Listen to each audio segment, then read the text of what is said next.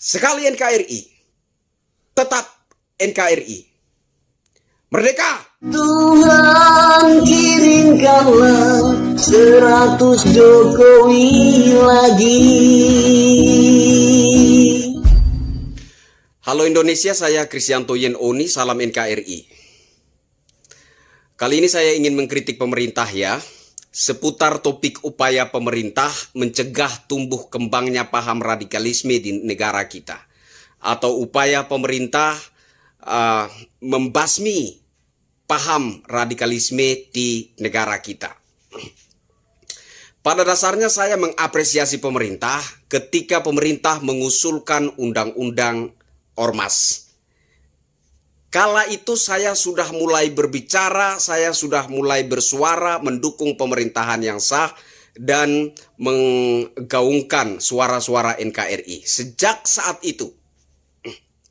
Nah, ada dua hal yang ingin sekali saya kritisi dari pemerintah seputar topik itu.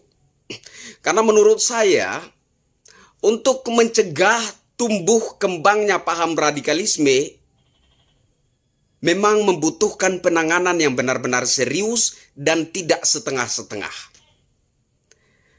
Intinya saya mengapresiasi langkah-langkah dan upaya-upaya pemerintah untuk mencegah tumbuh kembangnya paham radikalisme di negara kita.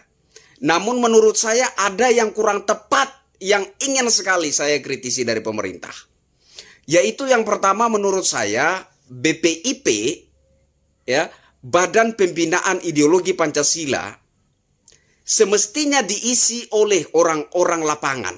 Orang-orang yang bisa turun ke masyarakat, orang-orang yang bisa menjangkau masyarakat, yang bisa memberikan penyuluhan dan pembinaan langsung ke masyarakat.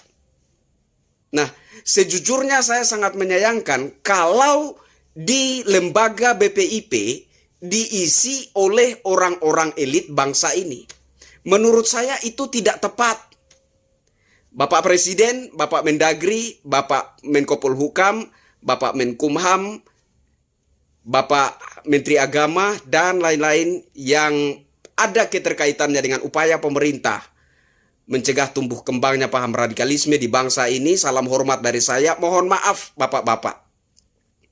Saya yakin bahwa dengan ditempatkannya atau dipilihnya anggota-anggota BPIP dari kalangan elit, ya, saya rasa ada juga Bapak Mahfud MD, entah sekarang masih menjabat di BPIP atau sudah tidak lagi. Ada juga Ibu Megawati, entah saat ini masih menjabat atau sudah tidak lagi. Nah, menurut saya ini tidak tepat.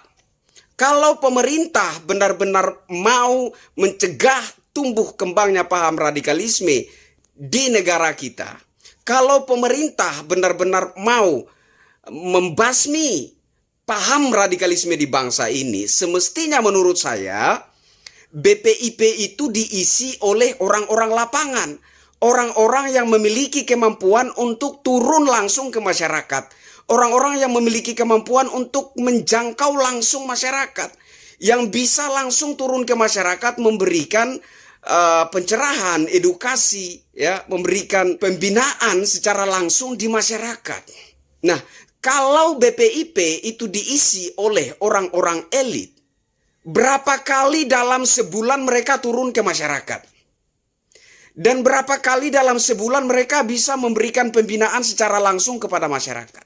Berapa kali mereka berkontribusi untuk memberikan pembinaan ideologi Pancasila kepada masyarakat? Nah, ini yang menurut saya kurang tepat. Atau lebih kerasnya saya bilang tidak tepat. Saya minta kepada pemerintah, ya, Bapak Presiden, Bapak Menko Polhukam, Bapak Menkumham, ya, Bapak Mendagri, Bapak Menteri Agama, dalam upaya mencegah tumbuh kembangnya paham radikalisme di bangsa kita, dalam upaya membasmi paham radikalisme di bangsa kita, menurut saya yang pertama adalah BPIP semestinya diisi oleh orang-orang lapangan yang mengerti lapangan, yang mengenal situasi lapangan, yang mampu turun langsung ke masyarakat, menjangkau langsung masyarakat, memberikan pencerahan, edukasi, pembinaan ideologi Pancasila secara langsung di masyarakat. Itu yang pertama. Yang kedua, saya sangat mengapresiasi pemerintah ketika Ormas HTI dibubarkan oleh pemerintah. Saya juga sangat mengapresiasi pemerintah ketika FPI dibubarkan oleh pemerintah. Itu luar biasa sekali. Saya sangat bersuka cita dan saya percaya masyarakat luas juga bersuka cita sama seperti sukacita yang saya rasakan. Ini hal yang luar biasa sekali yang telah dilakukan oleh pemerintah. Merupakan bentuk nyata upaya pemerintah mencegah tumbuh kembangnya paham radikalisme di negara kita. Bentuk nyata upaya pemerintah membasmi paham radikalisme di bangsa kita. Itu luar biasa sekali. Namun yang saya sayangkan, bapak-bapak pemerintah, saya sayangkan,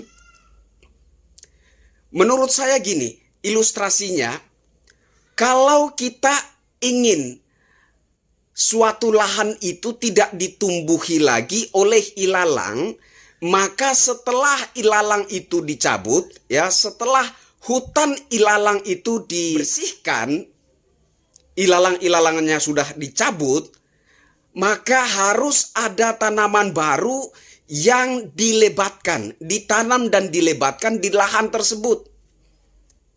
Kalau tidak seperti itu, maka mencabut ilalang di suatu lahan menurut saya hanyalah suatu upaya yang sia-sia saja. Karena ilalang itu bisa tumbuh lagi dan lebih parah, lebih ganas dari sebelum dicabut.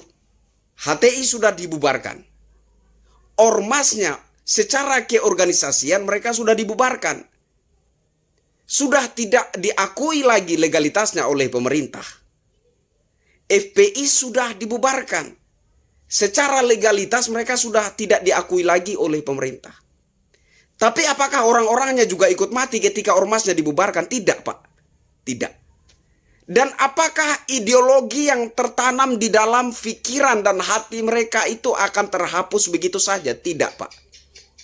Tidak mungkin ketika pemerintah membubarkan ormas HTI dan FPI, serta-merta kemudian ideologi yang ada di dalam pikiran dan hati mereka itu ikut terhapus begitu saja. Tidak mungkin. Nah, sehingga menurut saya, kalau pemerintah benar-benar sungguh-sungguh melakukan upaya mencegah tumbuh kembangnya paham radikalisme di bangsa kita, melakukan upaya untuk membasmi paham radikalisme di bangsa kita, harus ada tanaman-tanaman baru yang ditanam dan dilebatkan di lahan di mana ilalang itu dicabut. Jadi ormas-ormas yang sudah dibubarkan oleh pemerintah saya ibaratkan ilalang. Nah, ketika itu sudah dicabut, maka lahan tempat ilalang itu harus ditanami dan dilebati dengan tanaman-tanaman baru yang lebih bermanfaat. Maksud saya begini, bapak-bapak. Ada banyak sekali anak-anak bangsa ini yang rindu sekali ikut bersinergi dengan pemerintah dan aparat TNI Polri untuk menjaga negara kesatuan Republik Indonesia dari susupan racun-racun radikalisme. Ada banyak sekali rakyat Indonesia yang memimpikan organisasi-organisasi barisan pro NKRI, yang bercita-cita untuk mendirikan organisasi barisan pro NKRI. Yang saya sesalkan adalah ketika anak-anak bangsa itu telah membentuk struktur keorganisasian, kemudian diajukan ke Kemenkumham untuk mendapatkan legalitas, itu prosesnya luar biasa susah. Prosesnya luar biasa sulit. Saya sempat mempertanyakan, apakah pemerintah kurang memantau masyarakat yang bersosial media? Pertanyaan saya ini dibantah oleh seseorang yang katanya ada hubungan dengan orang-orang pemerintahan. Pertanyaan saya ini dibantah oleh orang tersebut dan mengatakan bahwa pemerintah sudah sangat bekerja keras untuk memantau masyarakat yang bersosial media. Ada sekian juta, ya. Ada sekian juta. Begitu keterangan yang diberikan kepada saya. Nah, maksud saya begini, kalau benar pemerintah punya daya pantau yang sangat baik, pemerintah punya daya pantau yang cukup baik untuk masyarakat yang bersosial media, maka tentunya pemerintah mengenal masyarakat yang selama ini bersuara di sosial media untuk mendukung pemerintahan yang sah dan menyuarakan suara-suara kebangsaan. Nah, ketika anak-anak bangsa yang selama ini mendukung pemerintahan yang sah, yang selama ini menggaungkan suara-suara NKRI, suara-suara kebangsaan, kemudian mereka coba untuk mengajukan legalisasi organisasi mereka ke Kemenkumham. Tentunya pemerintah tahu track record dari masyarakat itu. Tentunya pemerintah bisa melacak dan mengetahui sejauh mana loyalitas figur yang mengajukan permohonan legalisasi organisasi ke Kemenkumham. Nah, sehingga pengajuan legalisasi organisasi yang diajukan oleh masyarakat itu tidak mengalami semacam hambatan seperti itu. Tidak mengalami kesulitan dalam proses legalisasi itu. Menurut saya seperti itu, Bapak-bapak. Mohon maaf karena saya dan teman-teman saya juga pernah membentuk suatu organisasi, ya, organisasi Barisan NKRI yang dulunya saya adalah ketua umum pertama dan sekarang ketua umumnya adalah Bapak Dedi Daryanto. Ketika menjurus kepada kepengurusan legalisasi, saya merasakan betapa sulitnya proses itu. Sehingga menurut saya, pemerintah harus meningkatkan daya pantau masyarakat yang bersosial media. Sehingga ketika masyarakat mengajukan permohonan legalisasi organisasi Barisan NKRI, itu tidak seolah-olah terlalu dipersulit. Tidak terlalu sulit untuk mengurus legalisasi itu. Karena harus ada ormas-ormas Barisan Pro NKRI yang ditanam di bekas ormas-ormas radikal itu. Harus ada ormas-ormas Pro NKRI yang ditumbuh kembangkan. Jadi saya kira dua hal ini yang menurut saya pemerintah perlu melakukan koreksi, evaluasi